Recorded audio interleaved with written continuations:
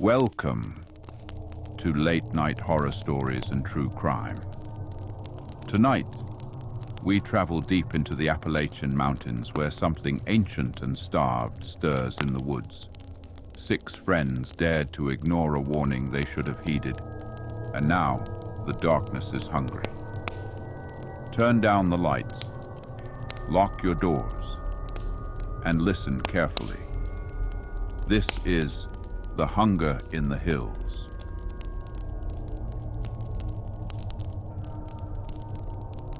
The road to Ember Hollow was narrow and cracked, winding like a snake through the Appalachian Mountains. On either side, the trees pressed in, gnarled, leafless limbs twisted upward like fingers frozen mid-prayer. The van's tires crunched over gravel as Marcus squinted through the windshield, steering them deeper into the remote hills of West Virginia. "Tell me again why we didn't book something closer to civilization," Bree asked, rubbing her arms.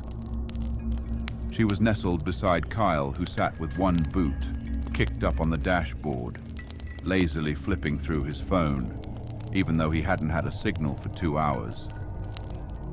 "Because," Marcus said with a grin, "you all voted rustic weekend in the group chat, and this place is legit rustic. No Wi-Fi, no neighbors, and no distractions. And no murder charges when you pissed me off after 2 days without Instagram," Tasha chimed in from the back seat, already regretting her decision. Lena and Noah sat quietly behind her. Lena watched the landscape change, wide-eyed at the expanse of wilderness. Noah had his earbuds in, but he wasn't playing music, just pretending.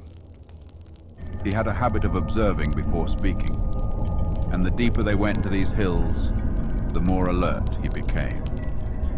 As the cabin finally came into view, a faded 2-story structure tucked between trees and half swallowed by overgrown weeds, everyone quieted. Its roof sagged in the middle. Shutters hung at odd angles. A single chimney reached skyward like a splintered finger. "I thought this place was supposed to be restored," Bree muttered. Marcus parked and stepped out. The air was sharp with the scent of pine and wood smoke, but beneath it lingered something else, something sweet and sickly like rotting leaves. Inside, the cabin was better. Dusty, yes. Cold, definitely. But there were signs of charm: a stone fireplace, leather chairs, a stack of yellowed books in a corner.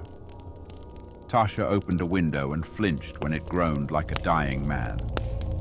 As the sun set, the group got a fire going in the hearth. Kyle cracked open beers. Music played from a Bluetooth speaker. For a few hours, things felt normal. Then came the knock. 3 soft raps at the front door. Measured, polite, but utterly wrong. The kind of knock you didn't hear in the woods unless it was death dressed in Sunday clothes. Marcus exchanged a glance with Noah. Everyone froze. "Who the hell?" Kyle stood, beer in hand, and opened the door. An old woman stood there. She wore a shawl pulled tight over her shoulders, her face a nest of wrinkles. Her eyes, milky and rimmed with red, seemed to look through them, not at them. "You shouldn't be here," she rasped. Silence. Even the trees outside seemed to stop swaying. This cabin was never meant to be reopened. Not after what happened. You stay another night, and none of you leave alive. Her words hung in the air like smoke. "What happened?" Lena asked, her voice barely above a whisper. The old woman's face twisted into something between sorrow and fury. "You'll see. They always see." She turned and walked off into the dark. They talked about her for hours. Kyle insisted she was senile, maybe confused. Tasha wanted to leave immediately. Marcus calmed them down. "She's probably just a local trying to scare off tourists," he said. "She's bluffing." They all nodded, but no one really believed it.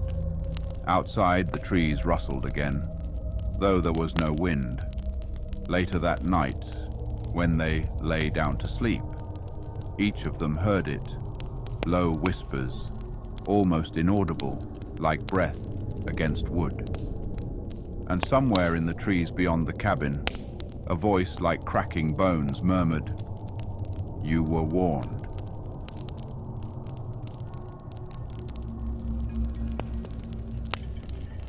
The sun rose pale and thin, as though even daylight feared these woods. A light fog curled at the edges of the forest, refusing to lift. Ember Hollow sat in the center of that hush like an old man's last breath, silent, wheezing, fading. Inside the cabin, the six of them were slow to rise. No one had slept well. They didn't say as much, but the silence over breakfast said it all. Cold cereal, lukewarm coffee, eyes that shifted toward the door more often than not. "She was probably just trying to scare us," Marcus said again, pacing in front of the fireplace. "Mountain superstition. You know how it is out here. Folklore and stories passed around like moonshine." "She knew this place," Lena said quietly. "She said it shouldn't have been reopened. That means something happened here." Kyle rolled his eyes. "Jesus, Lena, you sound like you're in a Lifetime movie." Noah, who had spent much of the night flipping through a worn paperback he'd found in the cabin, some sort of local legends compendium, finally spoke. "Wendigo," he said. The others looked at him.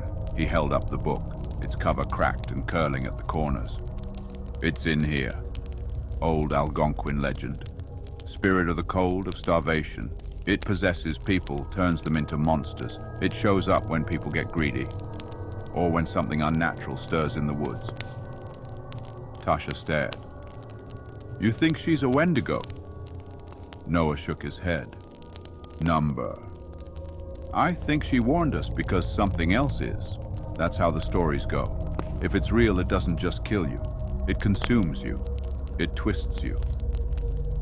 The room went quiet again, despite the conversation, despite the fear curling around them like smoke. They still stayed. They told themselves they'd leave in the morning. One more night, and they'd be gone. That was the agreement. Marcus promised they'd be on the road after breakfast. But the woods had their own ideas. That evening, they built a fire in the pit outside the cabin. Lena had found old logs stacked behind a shed. Kyle rigged up an old antenna and managed to get a station playing classic rock through a half-rusted portable radio. The smell of grilled food wafted into the trees.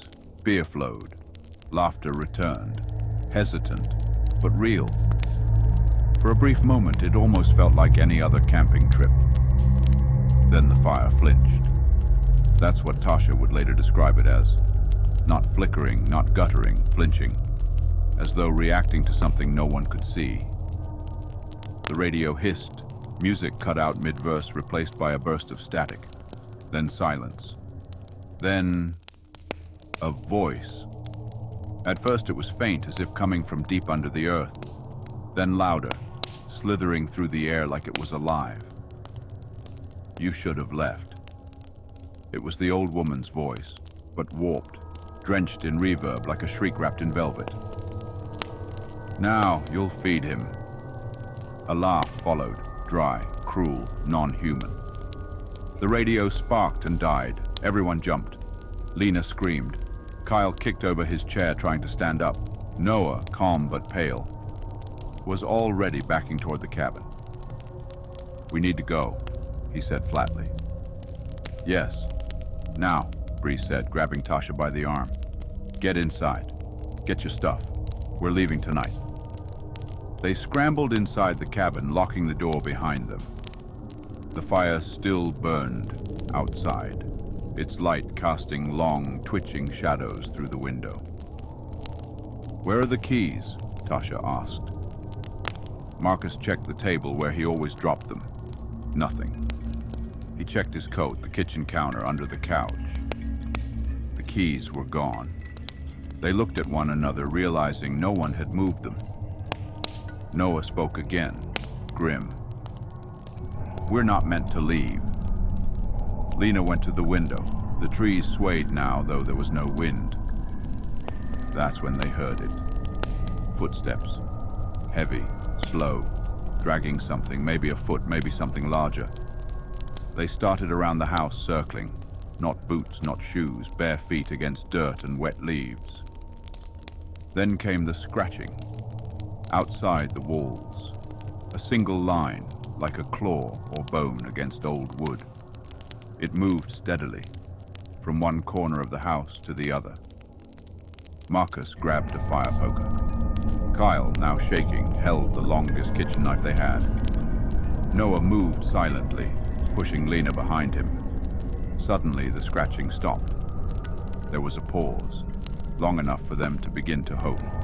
And then, a knock at the front door. 3 soft raps. Kyle's voice broke. No, it's the same knock." Everyone froze. The air inside the cabin grew colder. Then, slam. The front door shuddered as though hit by a battering ram. Slam. Another. The hinges groaned. Slam.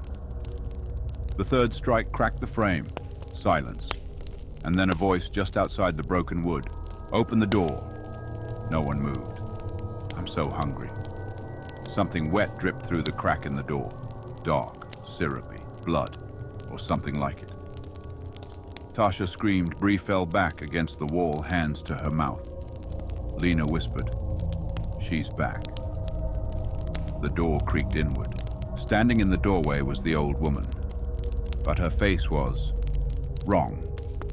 Her eyes were black pits now. Lips stretched wide into a smile that cracked her cheeks. Her fingers were claws. Her shawl clung to her like skin peeled from bone. She stepped into the light and began to change. Bones cracked. Her spine extended with sickening snaps. Horns, jagged, twisted things emerged from her scalp. Her mouth tore wider and wider, unhinging into something far too large for a human skull.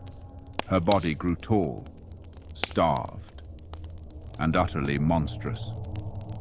The nightmare was real. The Wendigo had come.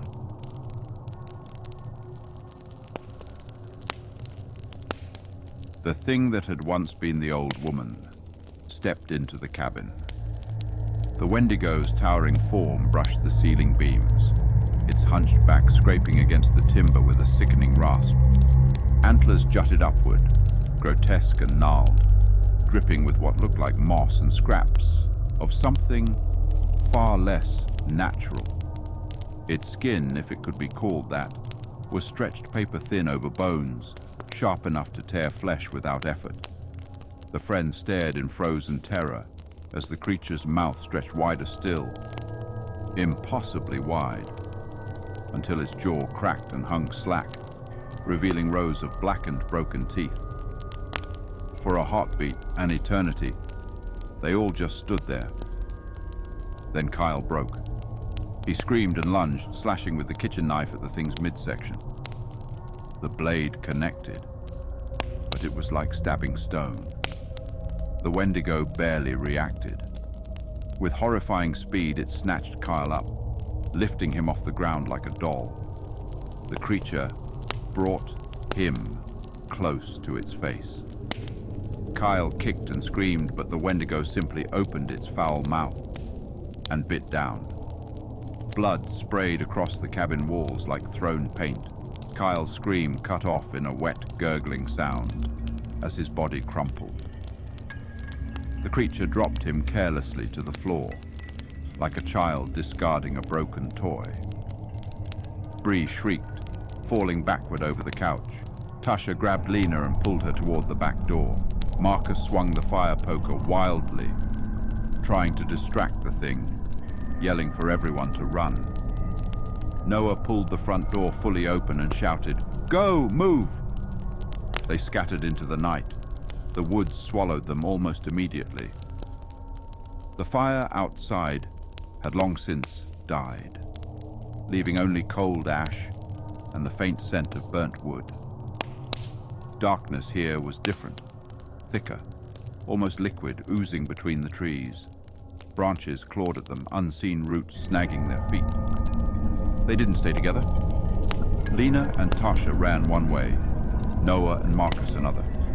Bree stumbled, disoriented, calling out blindly into the blackness. Behind them, the Wendigo moved, not loudly, not crashing or roaring. No, it hunted silent, methodical, a shadow against shadows. Bree was the first to fall. She tripped over a root, landing hard on her hands and knees. Before she could stand, a long, bony hand closed around her ankle. She screamed, kicking, but the grip was inhumanly strong. She looked back and saw the creature crouching, eyes burning like coals in the dark.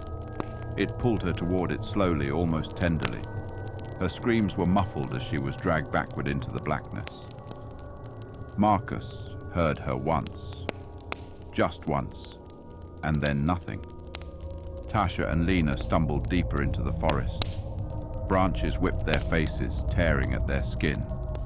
The temperature dropped the farther they went, a numbing cold that sank into their bones. They ran until their legs gave out, collapsing near a hollow tree. Tasha, gasping for breath, pressed a hand over Lena's mouth to silence her. Through the dense trees, they could hear it. Slow, deliberate footsteps crunching through leaves. A shape moved through the trees, sniffing the air. The Wendigo. It passed them by, not 5 feet away. Tasha didn't dare breathe until the sound of footsteps faded into the distance. Tears streamed down Lena's face. Tasha held her, whispering, "We have to keep moving. We have to find the others." Meanwhile, Marcus and Noah had circled back toward the cabin, thinking they might find the keys. Or weapons. Anything. The front of the cabin was a horror show. Kyle's body was still there, but it wasn't alone. Strange symbols had been carved into the dirt around him, twisting runes and spirals that seemed to pulse and writhe when you looked directly at them. A crude effigy, antlers lashed to a bundle of twigs and human bones, stood beside the body, swaying gently in the breeze. Noah knelt, looking closely at the marks. "It's not random," he said quietly. "It's binding, it's feeding." Marcus stared. "Feeding on what?" Noah's voice was grim. "On us." Something rustled behind them. They turned, weapons raised, but it was Tasha and Lena, staggering out of the woods, shivering and blood-smeared but alive. For now. Back inside the ruined cabin, the 4 survivors regrouped. The fireplace still glowed faintly. The cabin smelled of blood and something else. Something older, fetid, like old meat left out in the sun. "We can't stay here," Tasha said, voice shaking. "It'll come back." "Where's Bree?" Lena whispered. No one answered. Noah found an old hunting rifle mounted above the fireplace. It was dusty and probably hadn't been fired in decades, but it was better than nothing. He loaded the single shell he found in the drawer beneath it. They blocked the doors and windows as best they could. Tasha found salt in the kitchen and poured it in a circle around the group. A foolish, desperate act, but it gave them a tiny measure of hope. "We'll move at first light," Marcus said. "Stick to the main trail, head for the road." But deep down, they knew something was wrong. Something was changing. Outside, the night deepened into something unnatural. The woods no longer whispered with wind. They hissed, breathing in and out. A lung of trees and dirt. The Wendigo waited, and it was still hungry.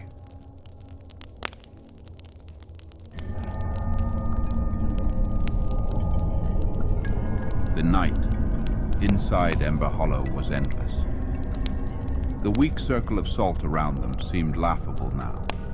Every gust of cold wind rattling the boarded windows, every creak of the old wood, made their nerves fray a little more. Tasha clutched Lena's hand so tightly it hurt. Marcus sat near the door, the ancient hunting rifle across his lap. Noah paced, reading aloud from the journal he'd found in the shack near the woods.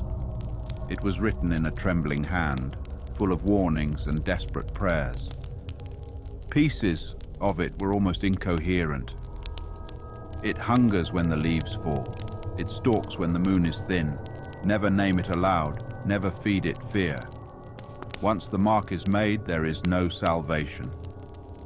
Noah lowered the journal and looked at the others. We're already marked. What does that mean? Lena's voice was hoarse. Marcus answered grimly. It means it's not just hunting us. It's claimed us.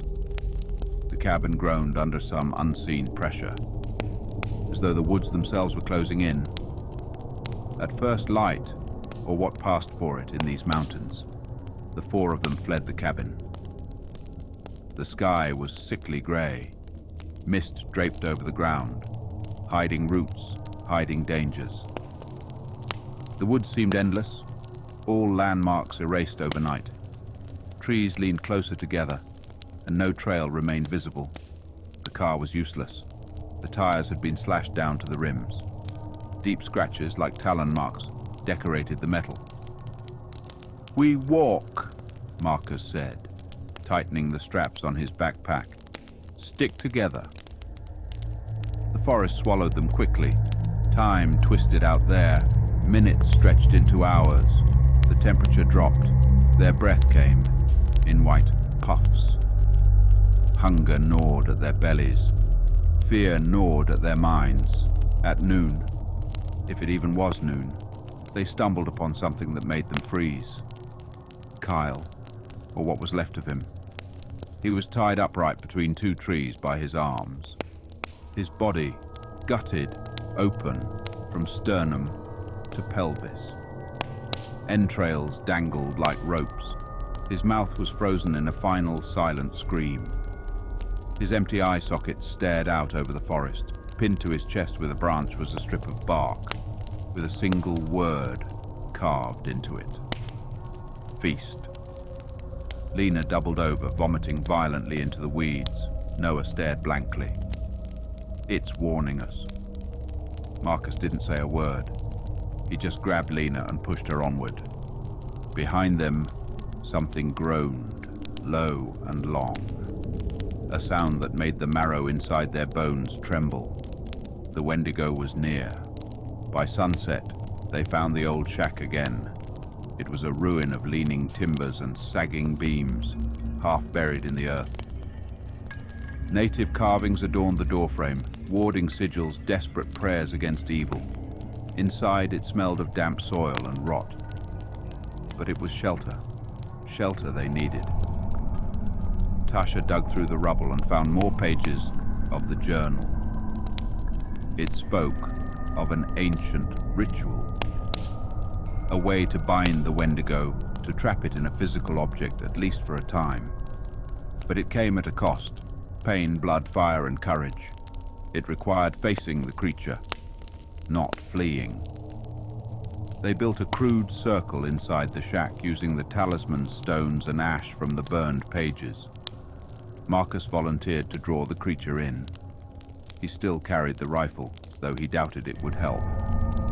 Noah, Tasha, and Lena would complete the ritual. They had one shot. Night fell. They waited. The woods grew deathly still, then the sound, heavy footsteps, breathing. The door to the shack creaked open a few inches, letting in a gust of frozen air. Through the crack, they saw it, standing just beyond the tree line, the Wendigo. It no longer tried to mimic the old woman. It had abandoned all pretense. It was a monster of starvation given form, limbs too long, body stretched like leather over bone, antlers crowned with scraps of hair and torn skin. Its jaw hung open, dripping with black ichor. Its eyes locked onto Marcus. It charged. Marcus stood his ground. At the last second, he fired. The gunshot cracked like a thunderclap in the stillness. The creature stumbled, but did not fall. It hit Marcus like a freight train, throwing him backward through the door of the shack into the circle of talismans. Tasha screamed. Noah shouted the words from the journal, ancient syllables that tore at the air. The Wendigo thrashed wildly, lashing out with claws that ripped gashes into the walls. It howled, a sound so full of hate and hunger it made their visions swim. The talismans flared with light, searing, blinding light. The creature shrieked and buckled. Marcus, battered but alive, crawled free as Tasha and Lena completed the final part of the ritual, lighting the binding fire. The flames roared up. The Wendigo, caught inside the circle, screamed in 1,000 voices, shapes shifting across its body. Man, woman, child, beast, all consumed by hunger. The shack itself caught fire, burning hot and fast. The last thing they saw as they staggered away was the Wendigo's blackened skull, caught in mid-scream as it collapsed into ash. They didn't stop running until they reached a backwoods road at dawn. An old farmer driving a pickup found them, bruised, bloodied, filthy. He didn't ask questions. He didn't need to. He just drove. They never spoke of what happened. Not fully. Not even to each other. But sometimes, in the stillness between dreams, they heard it again. That voice whispering in the dark. You should have left. And they would wake, breathless, clutching their blankets, listening for footsteps outside the window. Because the Wendigo never truly dies. It only sleeps. And hunger, after all, is eternal. Thank you for joining us this evening. If you enjoyed tonight's terrifying tale, kindly hit the like button and subscribe for more late-night horror stories and true crime. Remember, evil does not sleep. It only waits. Until next time, stay safe and stay wary of the woods.